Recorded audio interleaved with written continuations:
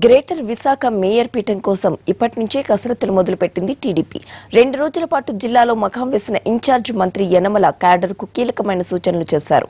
అయితే నామినేటెడ్ పదవుల్ని ఇంకా భర్తీ చేయకపోవడంపై తెలుగు తమ్ముళ్లలో అసంతృప్తి వ్యక్తమవుతోంది.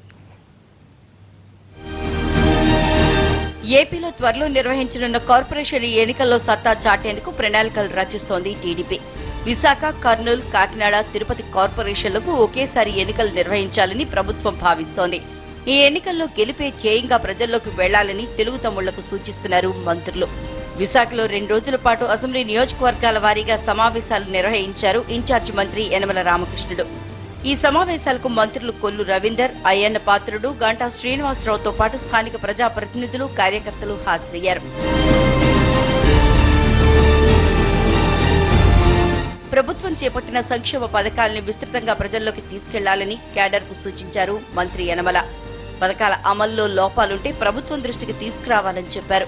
ఇప్పటి నుంచే ఎన్నికలకు సన్నద్దం కావాలని దిశానిర్దేశం చేశారు.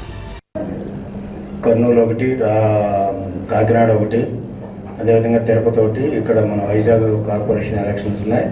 దీన్ని కూడా పార్టీ యంత్రాంగాన్ని గేరప్ చేయడంలో ఇదొకటి కూడా డిస్కస్ చేశాం. నిన్న త్వరలోనే ఎలక్షన్స్ వస్తాయి కాబట్టి పార్టీ అంతా కూడా గేరప్ కావాలి. పార్టీ కార్యకర్తలు కూడా కొంత అసంతృప్తిగా ఉన్నట్టు అనిపించారు. కొద్దిగా ఎండోమెంట్స్ దాంట్లో మాత్రం కొద్దిగా లేట్ అవుతుంది, కానీ మిగతావన్నీ కూడా చాలా వరకు కూడా నామినేషన్స్ వేస్తూ ఉన్నాం. అయితే జిల్లాలోని నామినేటెడ్ పదవులను ఇంకా భర్తీ చేయకపోవడంపై పార్టీ క్యాడర్లో కొంత అసంతృప్తి ఉంది. ఇప్పటికే 2.5 ఏళ్లు గడిచిపోయిందని, ఇంకెన్నాళ్లు ఎదురు చూడాలని నేతలు యనమల్ని ప్రశ్నించారు.